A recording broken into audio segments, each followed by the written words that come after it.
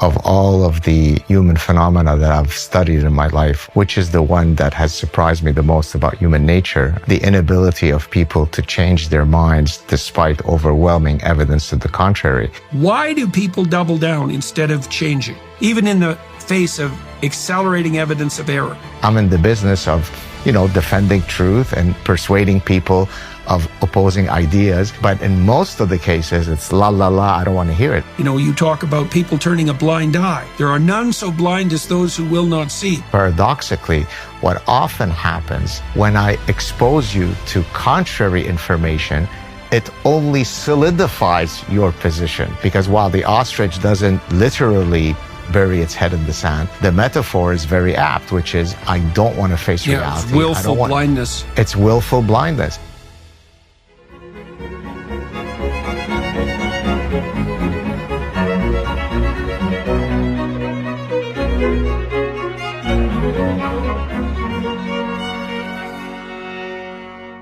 Hey, everybody. I had a chance today to rekindle my relationship with Dr. Gad Saad, who's a professor of marketing at Concordia University in Montreal, which is a funny position to hold because marketing is a very capitalist enterprise and Concordia is a very woke institution. Anyways, Gad has been a gadfly at Concordia for a substantial amount of time, not least because he applies the tenets of evolutionary psychology to the analysis of human motivation. Hence his interest in marketing, because marketing is the study of the practical application of the analysis of motivation, right? Gad has written a number of books, but two in particular that have struck a chord in the popular imagination. The last one was called The Parasitic Mind, where he outlines his theory of the woke mind virus, a notion that's been propagated quite extensively by none other than Elon Musk, who's quite happy about the theory, not least because it accounts for the pathology that alienated his son from him in a very tragic set of affairs or set of circumstances that's increasingly and unhappily common across families all across the West. He also wrote a book, Gad, called The Sad Truth About Happiness. What did we talk about today? Well, we talked about parasitism, which is a very deep problem. There are evolutionary biological theories that sex itself evolved to help organisms stay ahead of the parasites, those organisms that utilize the resources of a host without adding to its capability for survival. Quite the contrary. Well, Gad was very interested in parasitic ideas and how they spread and the invasion, you might say, of the parasitic ideas into the university. And so that's really what we concentrated on, all things considered. How do we understand and defend? How do we understand the relationship between our ability to generate storehouses of immense value on the merit side, on the accomplishment side, on the brand side? How do we defend those against the encroachment of destructive parasitism? And how do we do the same thing with our own psyches and communities? That's the topic of today's podcast. Dr. Saad, it's been a while. How are you doing? Look, you're looking sharp as always with that gorgeous three-piece suit. Hey man, I've got a deadly suit maker. LGFG. By the way, I don't know if you know this. They gifted me a red velvet suit, which they delivered straight to me in Montreal, which I've only worn one in public at Mar-a-Lago. Oh, well, there you go. That's a good and rare combination of events. There you go. When were you at Mar-a-Lago? In early December. So he'd already won the elections, but he hadn't yet been inaugurated. And it was a mega event. So make education great again. Make education great again. There's a complicated problem. Yeah, I know Trump in theory is at war with the universities, particularly Harvard at the moment. I guess they're locked in some legal wrangle with Harvard claiming that somehow the federal government owes them the money that they've been paying them when they used to be a university. And so they only have $53 billion of endowment, Jordan. They need the government's help. There are stringent restrictions on how poor Harvard can use its endowment. And so they need to go cap in hand to the federal government to beg for largesse from the bricklayers and the electricians, even though they despise them to the core. Indeed. How do you remember your time at Harvard fondly or not so fondly? Unbelievably fondly. Yeah, okay. Gad, look, for a long time, as you know, it was a pretty good deal to be a university professor at a functional institution, and it was a great deal. Let's say that in the 1990s, when I was there, the senior faculty, the smartest people I ever met in my life were the older senior faculty at Harvard. Unbelievably well educated, classically and scientifically. And then the young professors who rotate out, because that's how Harvard worked, right, on about a 7-year rotation, they were hell-bent on their research careers and not in the careerist manner. They all had the kind of obsession that you need to have if you're a scientist. And then the graduate students they were like graduate students everywhere, and some of them were superb. And the undergraduates were top rate. And then the administration served all that, and it was beautiful. Our faculty meetings, everybody tried to get them over with as fast as possible so they could get back to the lab. Lots of the professors had showers in their labs so they could work, the requisite 16 hours a day that you have to work if you want to be at the top of your game. And that's what it was like. So, it was a privilege to be there. Yeah, I came close to actually getting the coveted Harvard Business School position out of my PhD at Cornell. And so I had made the first round cuts, and then I made what's called the campus visits, where they invite, I think, the top 3 or 4 candidates. And then apparently, rumor has it, I don't have absolute confirmation, but the diversity, inclusion, equity stuff was already happening in 1993, because it came down, as I hear the story, between me and another person. She ovulates, I don't, and so she ended up getting the job. But I came close to being with you right there at Harvard in the 90s. Oh, that would have been an interesting early convergence. Yeah, that's right. The world had to wait an extra few years before we met. Yeah, well, that DEI issue, you sat on many hiring committees, I presume, and it was certainly the case that really all the way back, as far as I can remember, even into the 80s.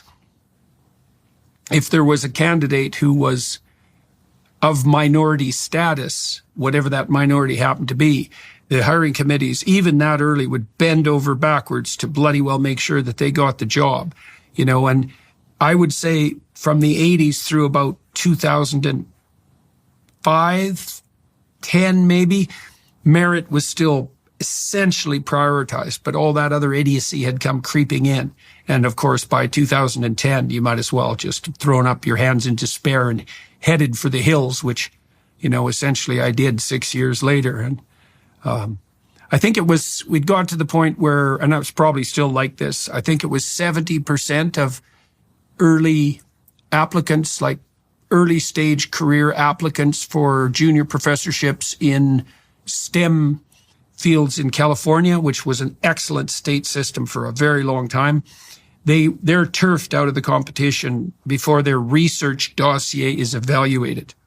And of course, and that's from their DEI statement. Yeah. Well, it's only gotten a lot worse since you left. So let me give you, or for your listeners and viewers, a few recent stats. So the Aristotle Foundation released a few months ago a study at Canadian universities, and they did a content analysis of Canadian job openings, and in 98% of the postings, there was mention of diversity, inclusion, and equity. I mean, if it were 20%, it would be a disaster. But imagine where it's 98%. I think it was something like 477 out of 489 postings involved diversity, inclusion, and equity. And to that point, as you probably might remember, I held a university-wide chair for 10 years, and it finished in 2018. When I then started thinking about applying for, the next term, the next 5-year term, I then decided against it because I was under the requirement to provide a diversity, inclusion, and equity statement, which I wasn't willing to do. So it has now been probably 5-6 years since I last had university-based research funds. And so in a sense, I've been forced out in my ability to pursue my research because of many of these ideological commitments that you have to publicly proclaim. It's horrifying. There's a time in every child's life when he or she realizes they stand on the precipice of adulthood. It's during this window that learning responsibility becomes crucial. We're trying to figure out how to get him through this part of his life, become a responsible adult. If they don't learn how to be autonomous in your household when they're teenagers, how do you expect that they're going to be able to take care of themselves when they leave home? It'd be really good to get this under control. You have to sit down with your husband or wife and you have to see not only where you think things have gone wrong very concretely around specific episodes, but you have to flesh out a vision of what you would rather see instead. You're going to get pushback, but better late than never.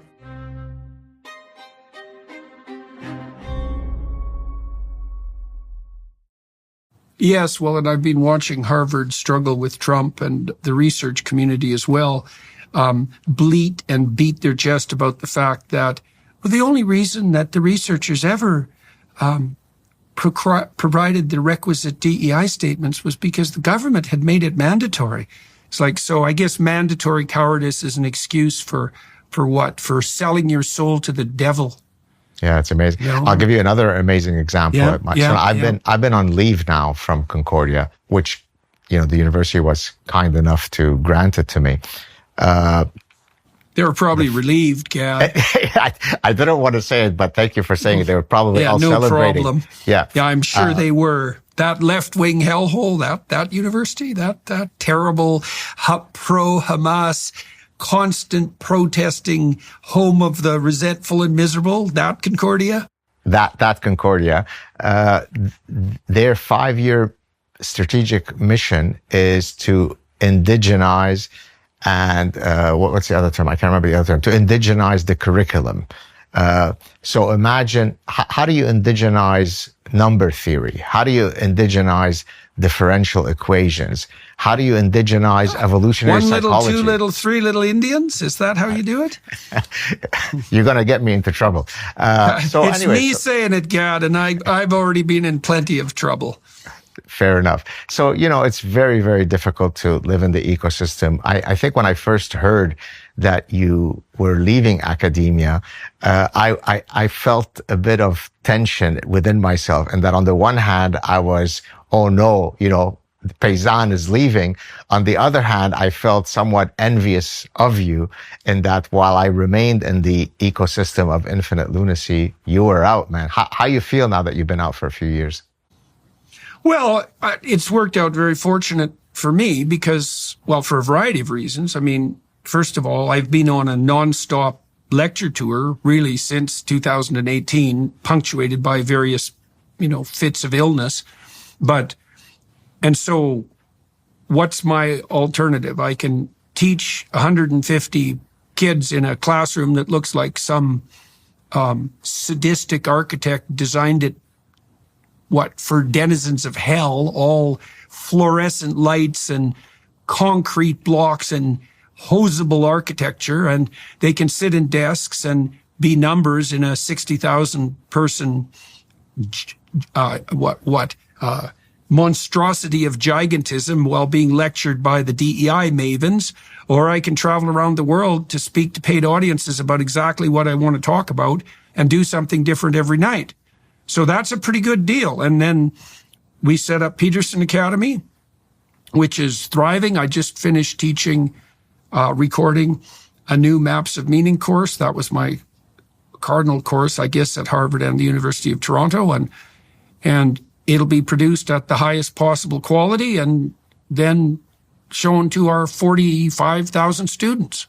And that's growing extremely rapidly. So, you know, that's the upside, and there's lots more upside associated with that.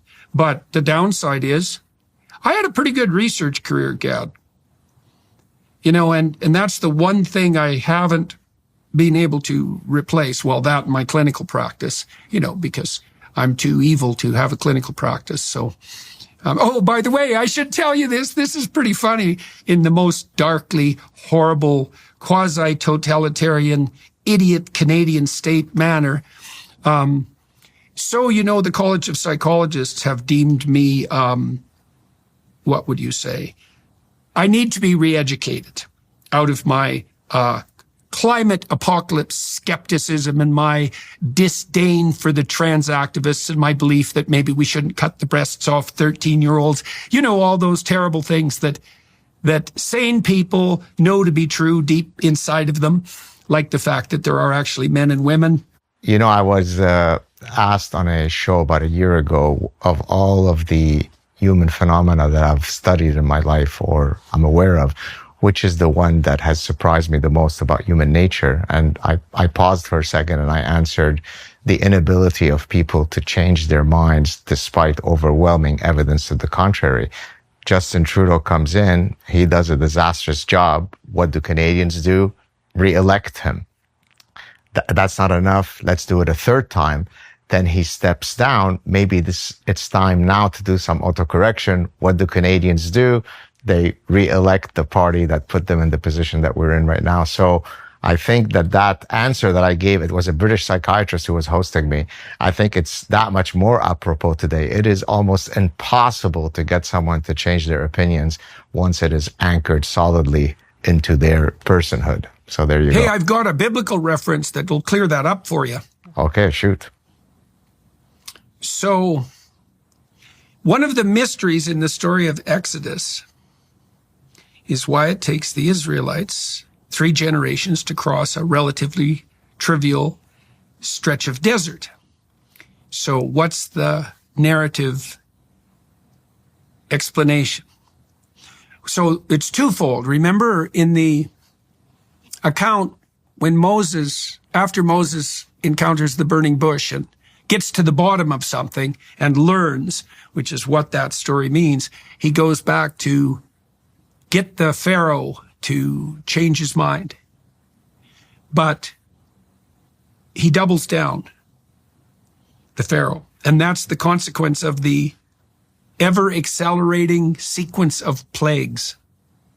And the first 8 plagues destroy the present, and the last plague, which is the death of the firstborn, destroys the future. And it isn't until the present and the future are destroyed, heaven and earth both, plus the future, that the Pharaoh relents. And even then he doesn't, right? Because he sends his army after the Israelites once they do depart. Right now, the question is, why do people double down instead of changing? Even in the face of accelerating evidence of error. Okay, so the Israelites leave, right? So now they are escaping their tyranny and their slavedom. And that's a dynamic, right? Because there's no tyrants without willing slaves and vice versa. And so the Israelites have plenty to learn too. And so the first thing that happens to them is the chaos of the Red Sea. And that's chaos and blood. Why? Because when you change your mind, the first thing that happens is things fall apart. And so, right, and then they cross the Red Sea and they manage that successfully. So that's that chaotic threshold. And then they wander in the goddamn desert for 3 generations. Right. Why? Because at least under the tyranny, they knew what to do. And in the wilderness, they are fractious, resentful, immature, and unable to govern themselves. And it takes 3 generations before they recover. So, and I talked to Carl Friston about this, and Carl's a neuroscientist of some repute. And he has an entropy theory of anxiety, which is and I had worked on a parallel theory in my lab in Montreal. We published a paper on it not too long before I departed for parts unknown. Your beliefs are game principles, like game rules that bring order to complexity. And if you're wrong, you have to modify. And the consequence of modification first is an encounter with unstructured entropy and chaos. And that, the apprehension of that locks people into their tyranny, self-imposed, familial, cultural, whatever. So it's never from where you are to the promised land. It's always from where you are through the threshold of chaos into the goddamn desert and then maybe forward. So in chapter 7 of The Parasitic Mind, where I talk about how to seek truth, I open up the chapter with a long quote by Leon Festinger, the pioneer of theory of cognitive dissonance.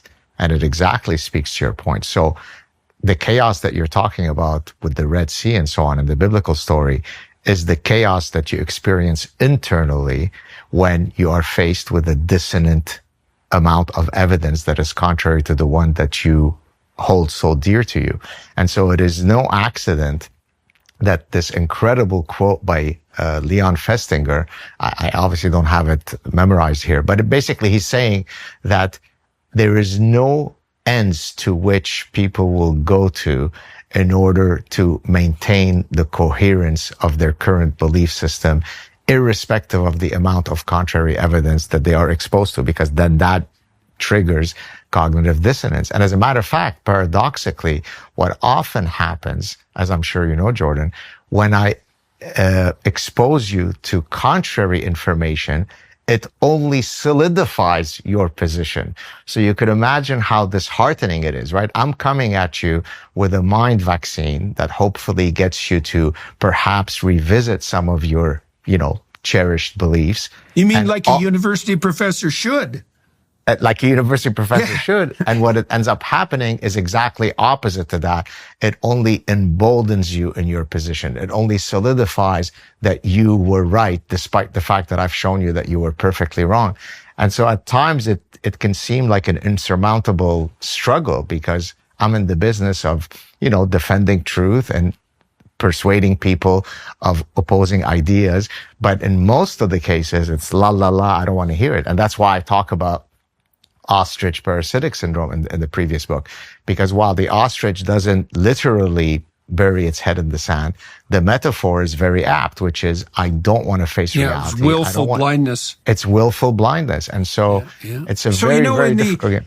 In the Egyptian mythology, the god of the state, they had a god of the state, Osiris.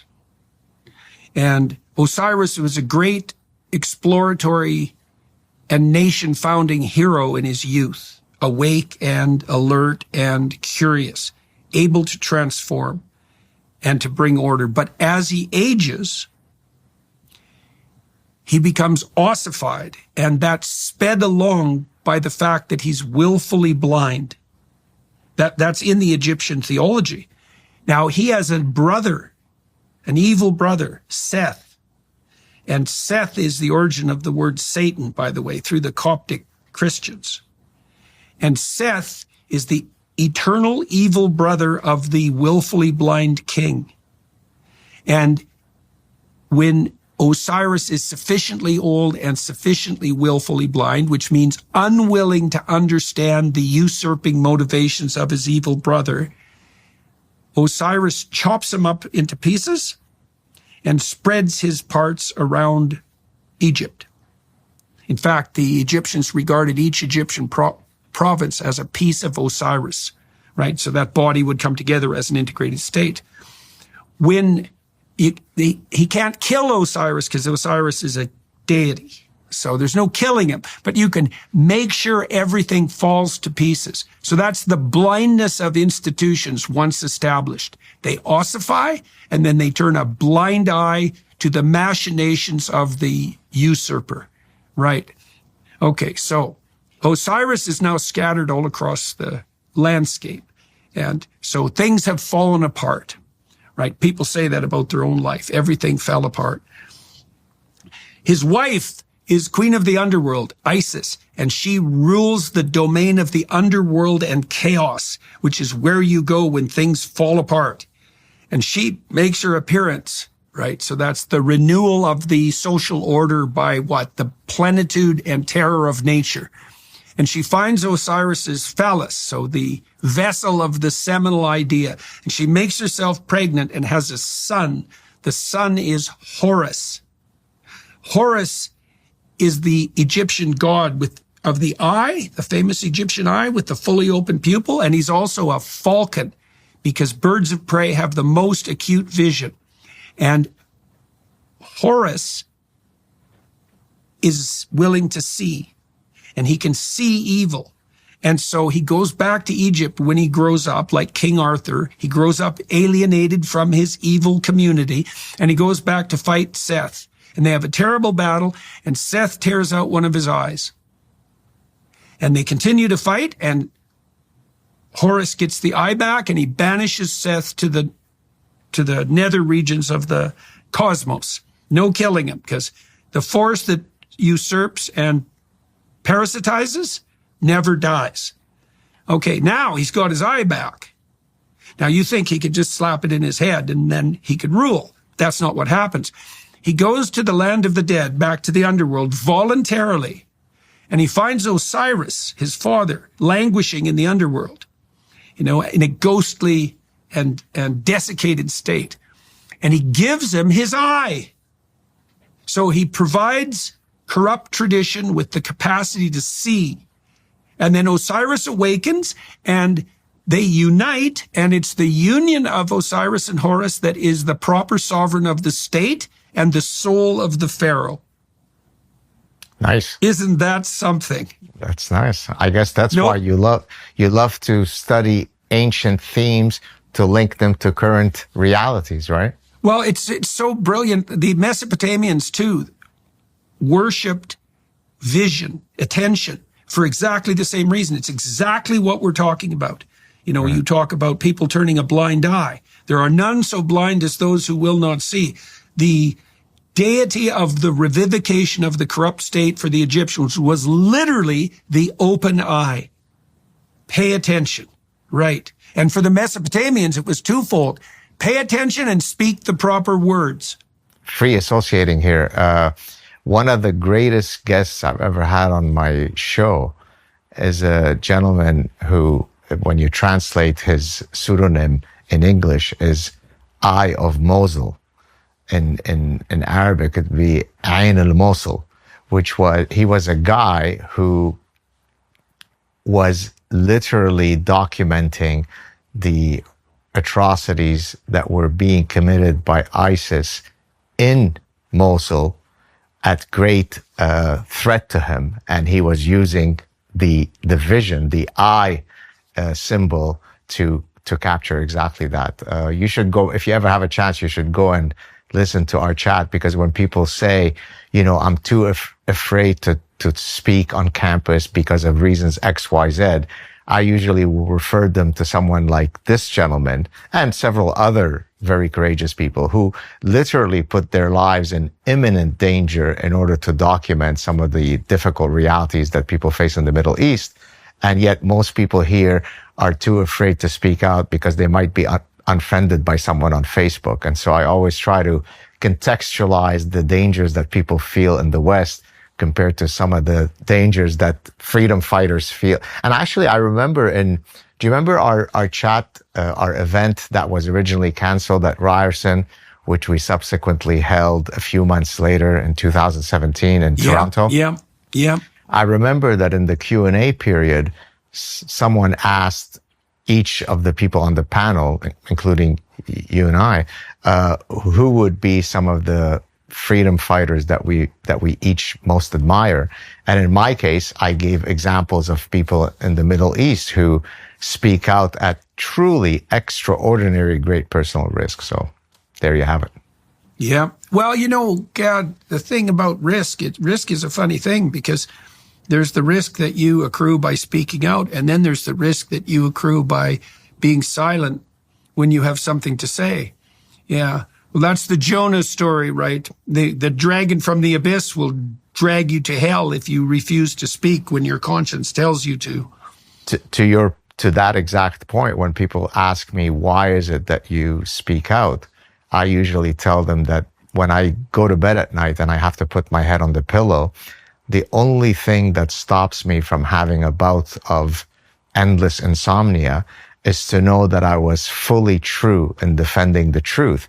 If I were to modulate my speech, if I were to regulate what I say or don't say, even though the world might not know it, I would know it. And therefore, since I'm my harshest critic, since I have a very exacting code of personal conduct, I simply can't modulate. And so it's exactly to your point, which is, I would feel inauthentic. I would feel fraudulent if I were to not speak when I'm tasked to speak. And I only wish more people were to do that. When my sleep was off, it felt like I couldn't show up as my best self. I spent night after night tossing and turning, waking up exhausted, and making it hard to keep up with the latest headlines.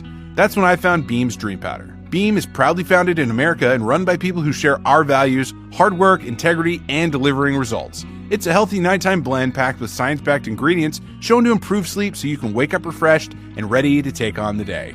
And unlike other sleep aids, there's no next day grogginess, just great, restful sleep, because Dream is made with a powerful blend of all natural ingredients, reishi, magnesium, L-theanine, apigenin, and melatonin. I especially appreciate that Beam is an American company, both built and operated here, so a purchase supports hardworking Americans committed to doing things the right way. Here's the deal. Beam's giving our listeners the ultimate Patriot discount of up to 40% off. Try their best-selling Dream Powder and get up to 40% off for a limited time. Head over to shopbeam.com/Peterson and use code Peterson at checkout. That's shopbeam.com/Peterson and use code Peterson for up to 40% off. Sleep better, wake up stronger, and show up ready for your family, your work, and your country. Because when you're well rested, you're unstoppable. And this country needs more people like that. Yeah, there's no pillow like a good conscience, as they say. Yeah.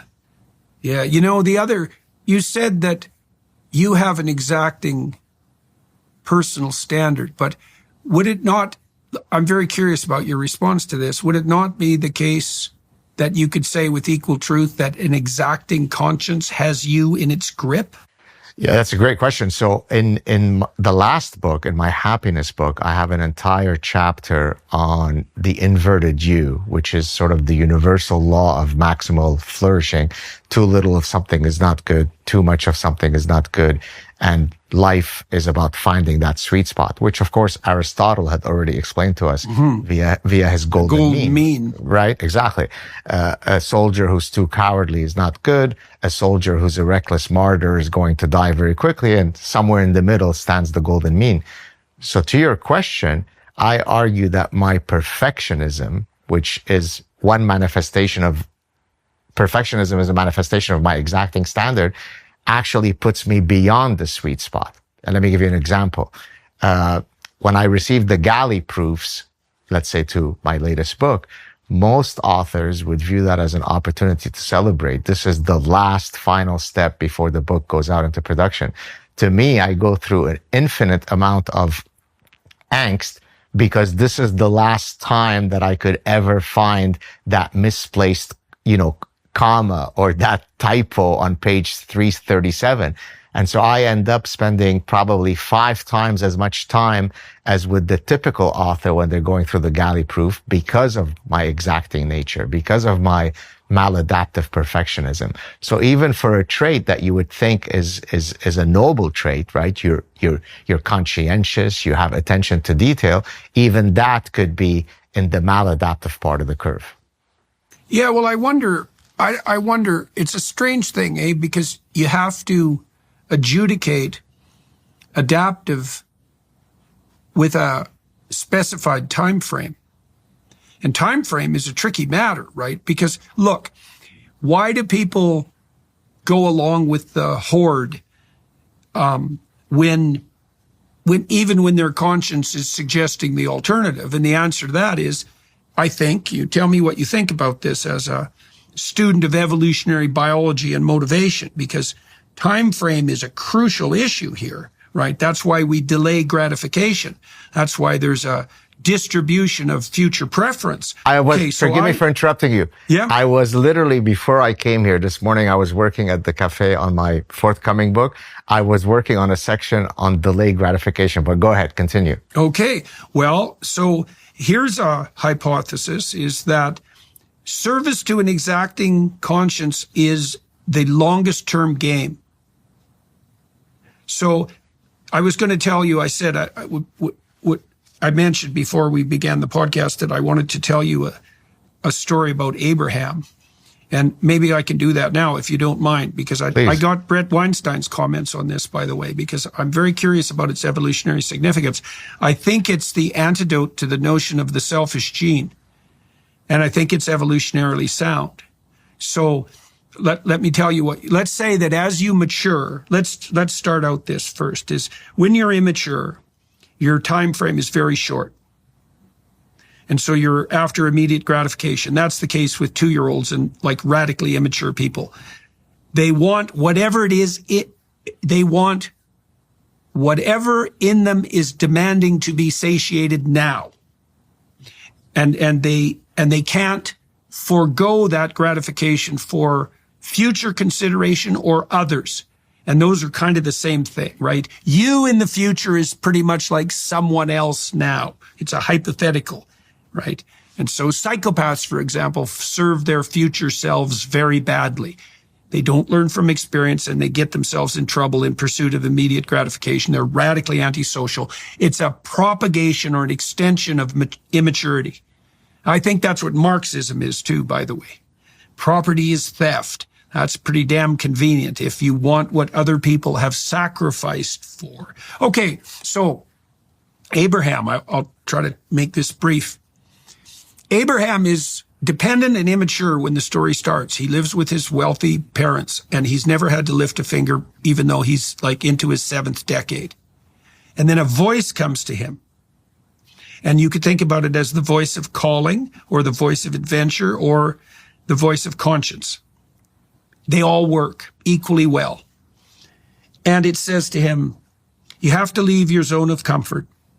You have to leave what you are accustomed to and what served you. And you have to journey out into the world and have the terrible adventure of your life. And if you do that, I will make you a covenant. This is the Abrahamic covenant. And I took it apart in We Who Wrestle with God. And I've been lecturing about it, thinking it through, because I think there's something unbelievably profound in it. So God comes to Abraham as the voice that tells him to step out of his zone of comfort and to move forward radically. Okay, so that's a definition of the divine, by the way, in that story, right? It's not a call to belief. It's a definition of the highest calling. Okay, so here's the deal. God tells Abraham, if you do this, so let's say you follow the pathway of developmental impetus, you'll become a blessing to yourself. So that's a good deal. And that would imply that the instinct that moves us out into the world, followed properly, is the best guarantee of our future security and opportunity, which has to be the case. Those things have to line up. Okay, so that's offer 1. Offer 2 is your name will become renowned among those who know you for valid reasons. So you'll establish a reputation that's genuine and deep. Number 3, all your enemies will flee before you, and nothing will be able to withstand your movement forward. Number 4, you'll establish something of lasting permanence. In Abraham's case, he establishes what I think is the pattern of paternal prowess that radically guarantees the multi-generational survival of his offspring. And he's guaranteed to be the father of nations. And the final kicker, and this is brilliant, you'll do it in a way that brings nothing but abundance to everyone else. So imagine that this would imply that the impulse that moves us past that zone of convenience that people will tyrannically cling to, that the manifestation of that spirit is the same process that brings peace and opportunity to life, that guarantees reputation, that makes you implacable and unopposable in the medium to long run, that allows you to establish something multi-generationally permanent, including a biological legacy, and that brings abundance to everyone else. So that speaks of an alignment with the instinct to move forward. That would be the instinct that's counter to tyranny. that tyranny we described earlier. That aligns all that with the pattern that would radically increase the survival of your progeny if that pattern is duplicated as it cascades down the generations. Yeah, I mean, I don't know if I have a ready answer regarding the specific biblical story, but I can certainly incorporate an evolutionary angle to these temporal decisions, these intertemporal delaying gratification.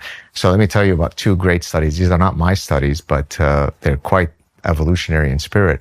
So usually when you study intertemporal decisions, you make people go through a bunch of tasks where you set up the tension between, I can give you $100 now, or you can wait 7 days and I'll give you $130. And then depending on the pattern of responses that you and I give, I can calculate your lambda parameter, which basically captures how much of a delayed or immediate gratifier you are. Okay, fair enough. Now, most psychologists and certainly economists have presumed that that lambda parameter is an invariable part of your personality. So Jordan Peterson might be an immediate gratifier, Gad Saad might be a delayed gratifier, and that becomes invariant. Well, it turns out that the story is a bit more complex in an evolutionarily relevant way. So for example, if you make people drink a sugary drink or a placebo, I can get you to alter your lambda parameter. So people who are satiated, physically satiated because they had a sugary drink, are more likely to delay their immediate rewards because they are literally satiated. That makes perfect sense. Sure. Now, and listen to this one. So that's related to survival, right? Because I'm drinking something which is a consummatory thing. Now let's prime the mating module.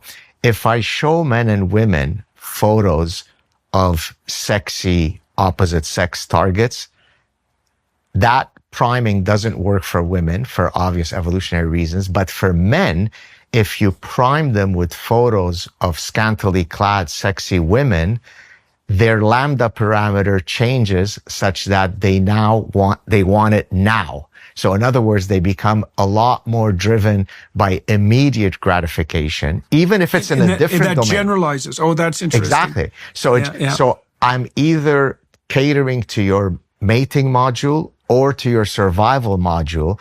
And because these are evolutionarily relevant triggers, I can alter what most scientists thought was an invariant lambda parameter.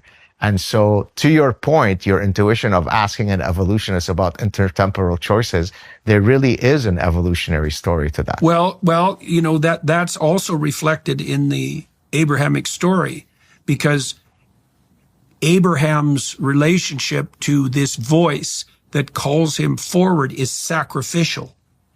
He has to give up something in the present that's valuable. That's why this took me a long time to figure out, Gad. I didn't know to begin with that the reason that the deepest relationship in these ancient stories is catalyzed by sacrifice was because people were trying to work through this paradoxical idea that if you give up something in the present of value, and you do that properly, whatever that means, because that becomes a mystery, then you can stabilize the medium and long term and also the community.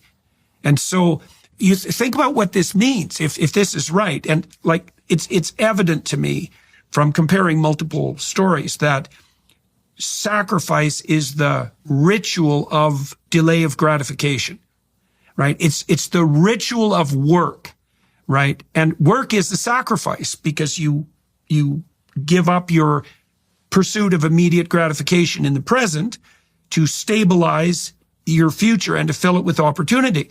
And so, and what sophisticated communities are dependent on sophisticated sacrifice. And then the question becomes sacrifice in service of what? In the Abraham story, it's in the service of the instinct that moves you adventurously forward, which is a lovely way of conceptualizing it.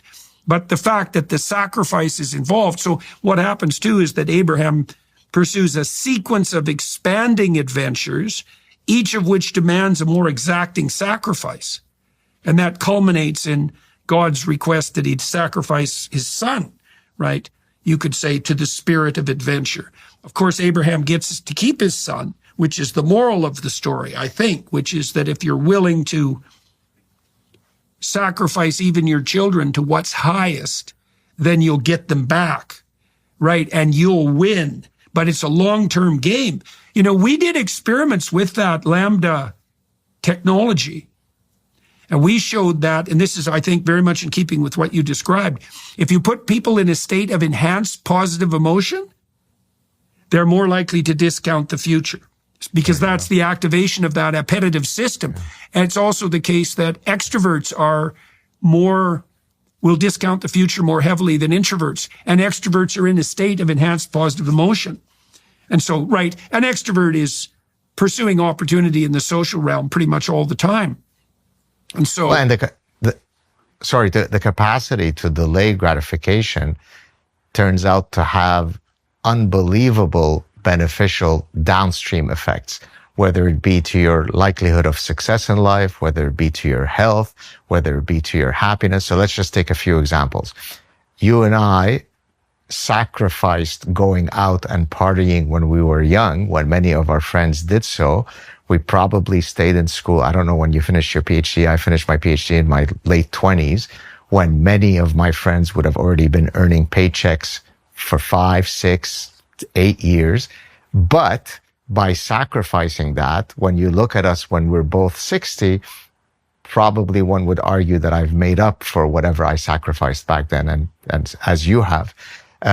The marshmallow test, which of course you're very familiar with, there is research that shows that the children who were able to, pass the marshmallow test, to really not take that extra marshmallow when the experimenter was looking, if we track those children who had that delayed gratification reflex later in life, they were more successful. So it applies to everything. Think about weight gain, right? When I stop myself from having the immediate dopamine hit of that extra piece of chocolate cake, I am sacrificing the immediate pleasure today for making sure that in 10 years, I'm not much overweight, which, by the way, I greatly failed at many years ago when I ended up being 256 pounds, but not having the height of a football linebacker. And so many of our downstream either successes or failures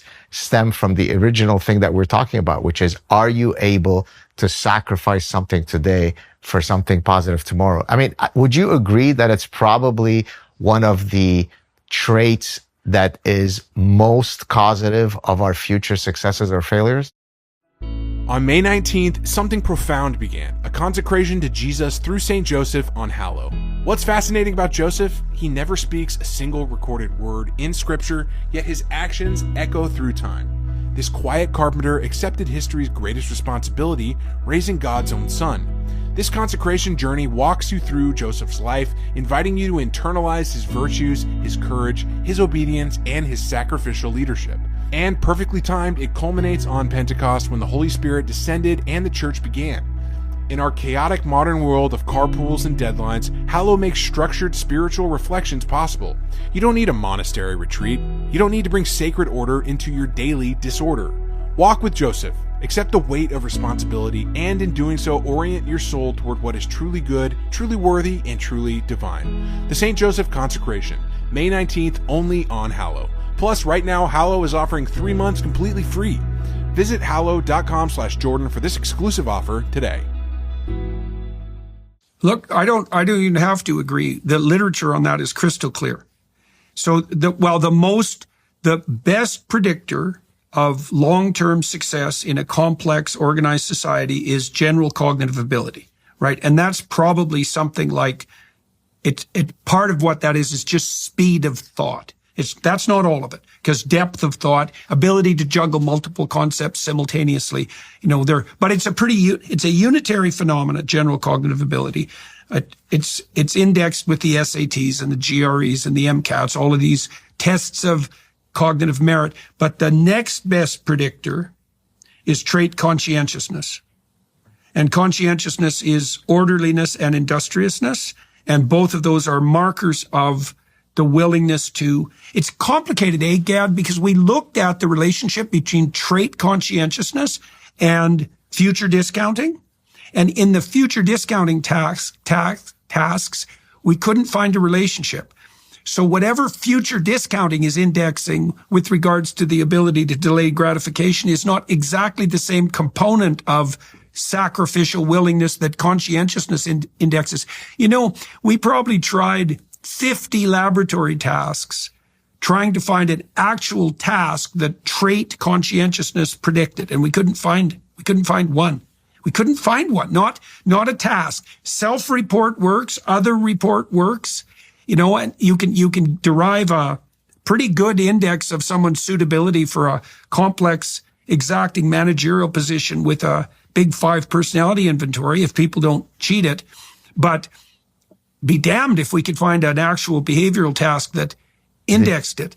Did you publish those null effects? Yes. No. Oh, have you tried publishing null effects? Well, that's the reason why I asked this, because you know, one of the great stories of, you know, my null effect story is back in, I think, the late 90s, there was a special issue in the journal, which I'm sure you've heard of, Cognition and Emotion, you know, a top journal, where I was trying to study the relationship between dysphoria and decision making. And I wanted to see whether being in a dysphoric state would make you tackle a decision-making task with greater conscientiousness or lesser conscientiousness. And there were theories that could predict either, right? So some people thought when you're dysphoric, you're sort of in a learned helplessness mode. Life sucks. Who cares? I'm not going to put much effort into the task.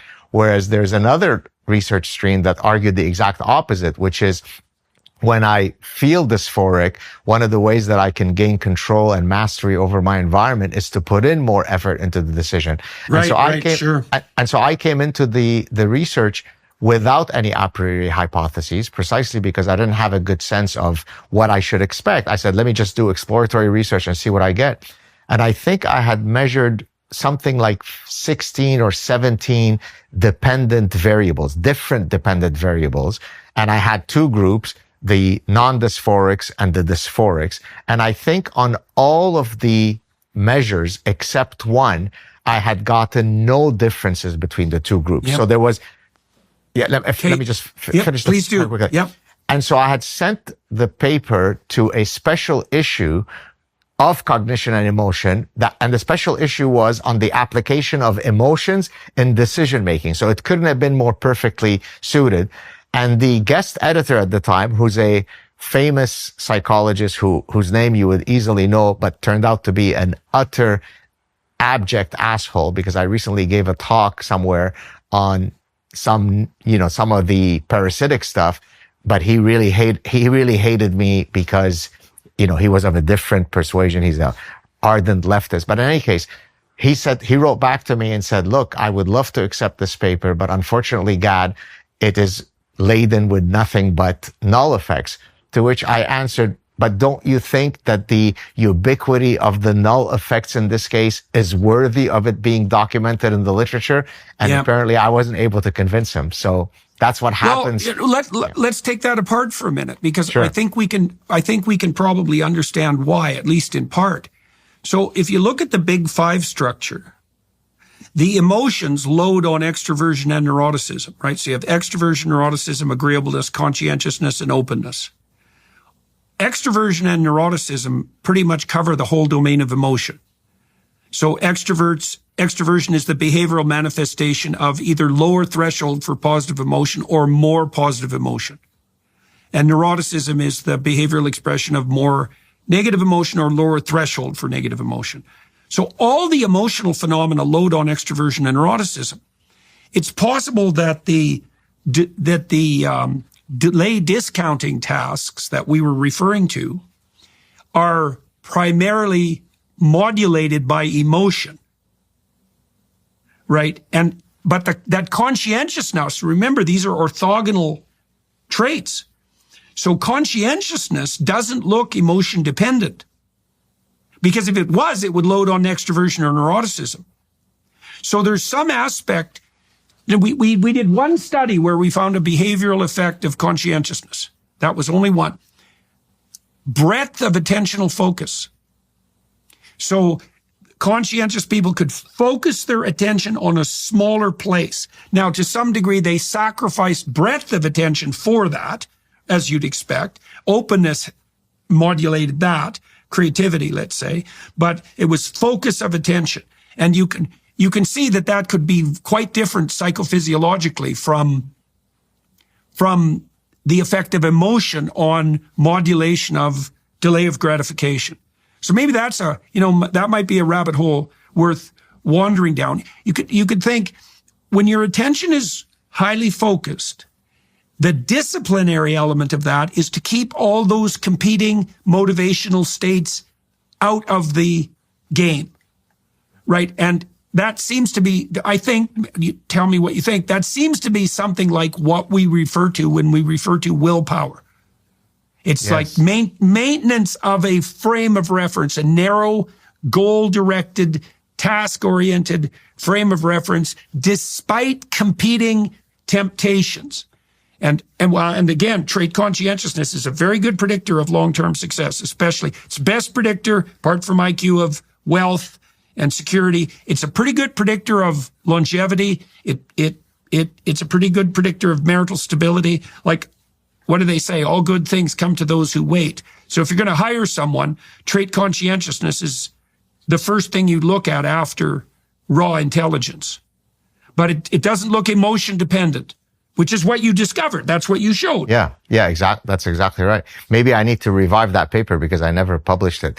But are you familiar with Frank Soloway's work? Do you know who that is, Jordan? Does that ring a bell? The name rings a bell. Tell me the work. Maybe I'll remember. Because you mentioned the big five on a few occasions, so I thought you might get a kick out of it, and certainly your viewers and listeners. So Frank Soloway is a historian of science, but also a Freud biographer. But that's why I know him. Yes, but his real claim to fame, brilliant book, came out, I think, in 1996. The book is titled Born to Rebel. And you'll see in a second how I'm going to tie it to the big five. So Soloway argues, he sort of flips the script on the typical birth order literature. Usually That's right. That's where I know him too. So the birth order literature basically works via the differential behaviors that parents are going to bestow on their children as a function of their birth order. So the parent might behave differently to the firstborn, to the secondborn, and so on. Well, Soloway completely flips that upside down by arguing that no, and he actually uses an evolutionary explanation. He argues that one of the most fundamental, original evolutionary problems that a child has to solve is what's called the Darwinian niche partitioning hypothesis. It's a mouthful, but let me explain it. So when a child is born, all niches are unoccupied. There is the I'm a good boy niche, I'm a rebel niche, any other ones. So I've got the full litany of possible niches to occupy. But as the next child comes along, if he or she wishes to occupy a unique, uncharted niche, then there is one lesser. And as you go down the SIP ship, there are fewer and fewer niches available. And therefore, he argued and demonstrated that when you get to the last born, because they face a much more difficult problem in that all of the niches are now occupied, that forces them to score higher on openness amongst some of the other personality traits. And because lastborn score higher on openness, he then tests the 28 most radical scientific innovations throughout history and demonstrates that for 23 out of the 28, the ones who espoused the radical scientific theory were laterborns or lastborns. And the ones who were part of the orthodoxy were the firstborns. And I usually end this little lecture with, do you want to guess what Professor Saad's birth order is? Are you first or last? Last, of course. You're last. How else could I have made all those advances if I wasn't the non-orthodox thinker? But I think, what do you think of this theory? Does it resonate with you? Well, one of the things that came to mind for me there was there's also, a parallel literature that indicates that the more older brothers you have, the more likely you are to be gay. Well, then I'm in trouble because I've got two older brothers. No, well, it doesn't really kick in until you have more than that. But I was just trying to put that together in my mind with this particular hypothesis and with the increase in openness, because it is quite a marked phenomena. And as far as I know, it's valid. I don't know how robust the birth order literature is. I remember Galloway's book now, but I like the Soloway, sorry. I like the niche idea. It's certainly the case that that's one of the things also that typifies human beings above all. You could think about the competition with children there as their experimentation with different characterizations of themselves to garner attention, right? And one of the things that garners attention is novelty. That's exactly right. Look, in a nest, you have multiple hungry mouths that are opening, and I want to get the attention of the parent. And in many cases, of course, as you know, you kill your sibling, right? You throw them off the nest so that now all of the attention could be garnered to you. Well, in the human case, notwithstanding some of the biblical stories where you literally kill your brother, the way that we compete, it's in a sense the inaugural marketing problem, right? In marketing, you talk about segmentation and targeting a niche. Well, when I'm trying to position myself in a unique niche vis-a-vis competing for my parents' attention, that's a marketing problem. How do I position myself so that I'm in a different niche from the rest of my siblings? So there's sure, and those open beaks, they're evolutionarily primed targets. If I remember correctly, cuckoos who they have a bigger and redder open mouth, and so they're more likely to be stuffed full of food. And the mother birds don't notice because they're so focused conscientiously on the target. And the cuckoos throw the other chicks out of the nest. Let me mention this because some of your viewers and listeners may not know this. This is actually called brood parasitism, right? This is where one species has literally evolved the darkest of parental strategies, which is, I can't be bothered raising my own children. Therefore, let me parasitize the parental instincts of another species, place the egg there, and those suckers will raise it. Now, by the way, that has to happen before a certain ontogenetic stage. So if it happens before it, then the parents will keep feeding that chick, the cuckoo chick, even though as it's growing up, it clearly looks morphologically different than the other ones, it will still do it. But if you come in too late into the nest, then they will catch on. So, that's interesting. You see what I mean? I see. And so it's just incredible. And this is what frustrates me so much, by the way, about the people who hate evolutionary theory, because the amount of exquisite scientific explanations and predictions that evolution offers is so bafflingly great. And yet people accuse us of just engaging in just so storytelling. It's really galling. It's an interesting time for business with dynamic tariff and trade policies, squeezed supply chains, and cash flows tighter than ever. If your business can't adapt in real time, you're in a world of hurt.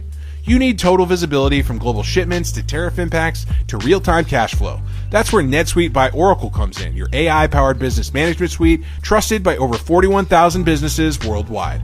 NetSuite stands as a #1 cloud ERP because it brings everything together: accounting, financial management, inventory, and HR into one cohesive suite.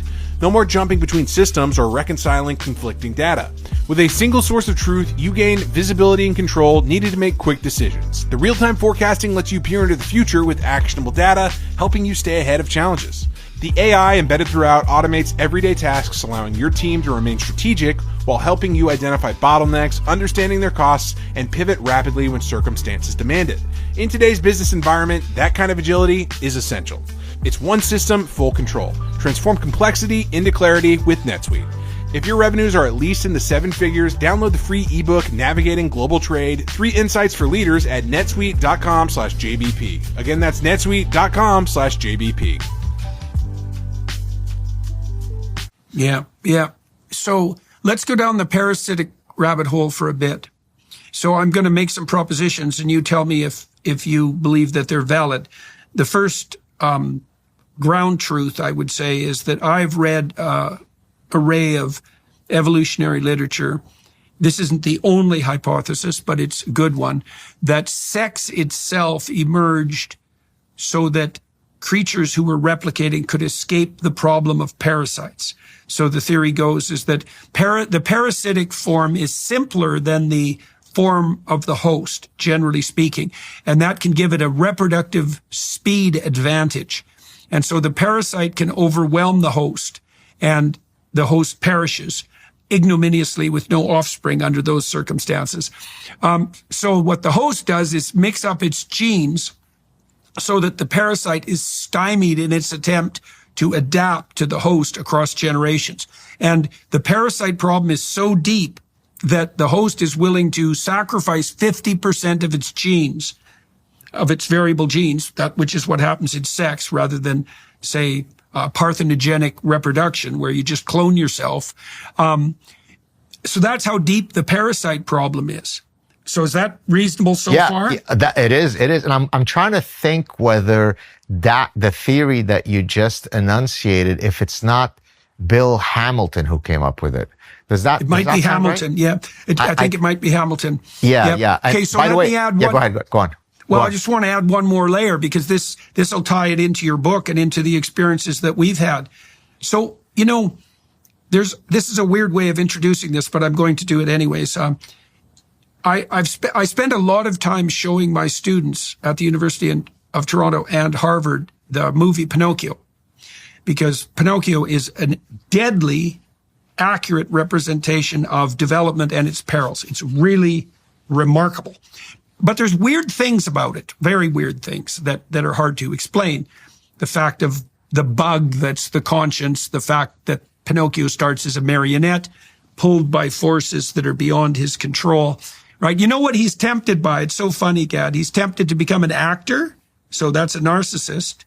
He's tempted to become a liar, so someone who falsifies. And he's tempted to use his hypothetical illness and victimization as a ticket to the land of the delinquents and the death of society. That's the way the narrative lays itself out.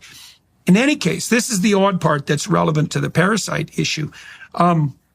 There's a scene in the movie where Pinocchio rescues Geppetto from the belly of a whale. And everyone swallows that, so to speak, as perfectly understandable, even though it makes no sense whatsoever. So I've been thinking about this because I couldn't crack that. I've been thinking about it for like 30 years. What the hell is that? What does that signify? And why does it sit well with an audience given its perplexing and absurd nature? Well, okay.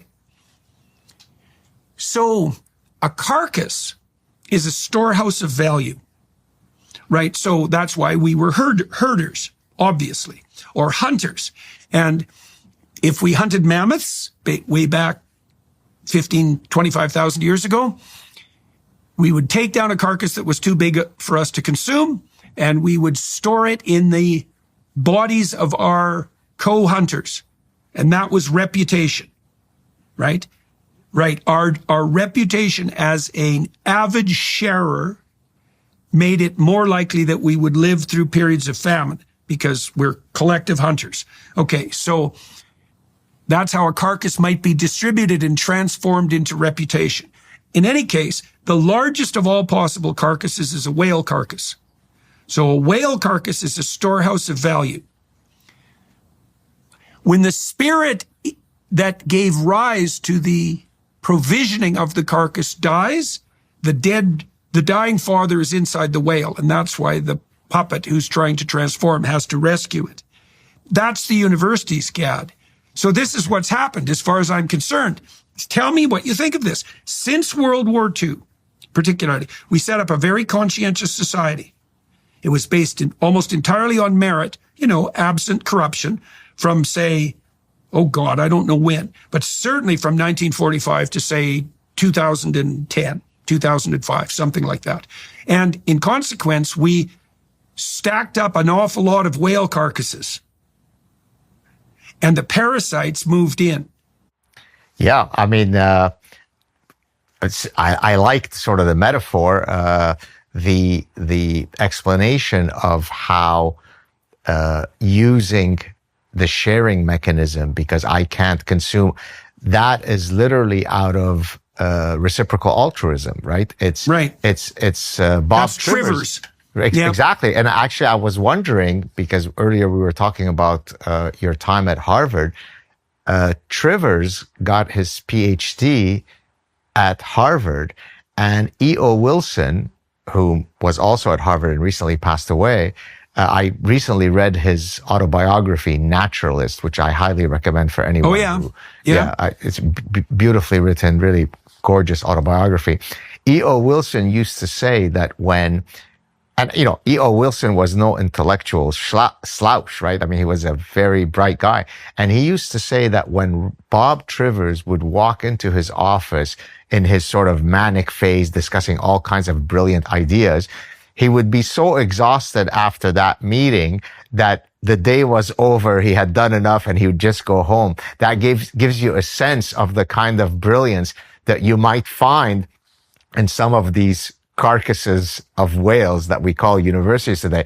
And I only wish, I long for the day that we can go back to, those kinds of institutions rather than my having to indigenize evolutionary psychology. Right. Well, that's a good place to close. Well, we could imagine this, Gad, then. So here's two types of value. There's the value of what's being stored. So that's the carcass. That would be the Harvard endowment. That would be the brand value of the Ivy Leagues or the brand value of a PhD. All of those are carcasses. And so they can be stripped to the bone by the parasites who care nothing for the future propagation of that enterprise. They're just going to take everything and run. And the cowardly professors have turned a willfully blind eye to the invasion of the parasites, the grievance studies, the resentful mob who deprioritized the merit that built the institutions. Okay, so the carcass is one place of value. The other place of value that's deeper is the spirit of the enterprise that gave rise to the storehouse of value, right? And the universities are also attacking that. They're parasitizing the brand and they're destroying the principle upon which it was founded, which was pure. It was basically intellectual capability and conscientiousness. We studied scientists to find out what predicted long-term research productivity. And we thought maybe it would be, we knew IQ would matter because it matters about everything that's complex. Openness, which is creativity, didn't predict at all. Not above IQ. In fact, there was a slight negative prediction. But conscientiousness was a walloping predictor. Now, openness and IQ are positively correlated. So if you're smarter, you tend to be more creative. But above and beyond intelligence, openness didn't matter. And I think that's reasonable because most diligent science isn't done by radical geniuses, right? There's some who are revolutionary in this open manner, but most of the incremental science, I think the reason science is so powerful is because you can turn it into something that conscientious people can do, right? Just by diligent pursuit. Although I think the biggest thinkers are those who have a bent towards being generalists, because the biggest breakthroughs in science happen at the intersections of disciplines, that's right? While it is true that the hyper specialist is the one who does the important incremental work, the really big ideas. And this goes back to, I think we maybe discussed this in the past, or maybe we didn't. I mentioned earlier E.O. Wilson. So E.O. Wilson wrote in the late 1990s one of my favorite books of all time. The book was titled Consilience, right? Consilience, yeah. Unity It's of a great Knowledge, book. right? And I think both of us, you and I, in our own distinct ways, are really consilient thinkers. When you're doing your relationship between biblical narratives and linking it to contemporary realities or to psychological realities, you're engaging in an endeavor of consilience. You're building bridges between ancient stories and current truths. You're building a link between science and religion. And so you are being consilient. In my own work, I have published in many, many different disciplines, which people told me not to do because they thought that that's the exact way to not build an successful academic career. But I didn't care because I was intellectually curious. I want to go where I want to go. And so I think that while it's all great for people to be incrementalists and hyper specialists, I think the truly big guys, the ones who really stand the test of time, are the big consilient thinkers. Yeah, well, that adds that additional element of exploration and revolutionary explanation. That's a good time, I think, Gad, to bring this portion of the enterprise to a close. You're working on a new book. Let's just focus on that for a minute, which I'm very interested in. Maybe we'll talk about it on the Daily Wire side. That would be a good thing. Suicidal empathy, right? And so I've got some notions I would love to talk to you about in relationship to that. The unsatiated maternal instinct gone mad. The devouring mother? That's exactly it. The devouring mother. Let's talk about that on the Daily Wire side. Sounds good. All right. Yep. Very good to see you, Gad. And so tell people just at the end here the names of your last couple of books. So the latest book is called The Sad Truth About Happiness, 8 Secrets for Leading a Good Life. The one prior to that was called The Parasitic Mind, How Infectious Ideas Are Killing Common Sense. And the ones before that are all within the evolutionary psychology realm, the evolutionary basis of consumption, evolutionary psychology in the business sciences, and the consuming instinct.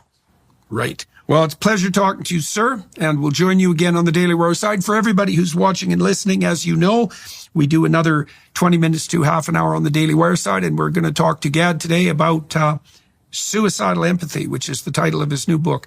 Pleasure to see you, Dr. Saad. It's always worth talking to you. You too. Thank you so much.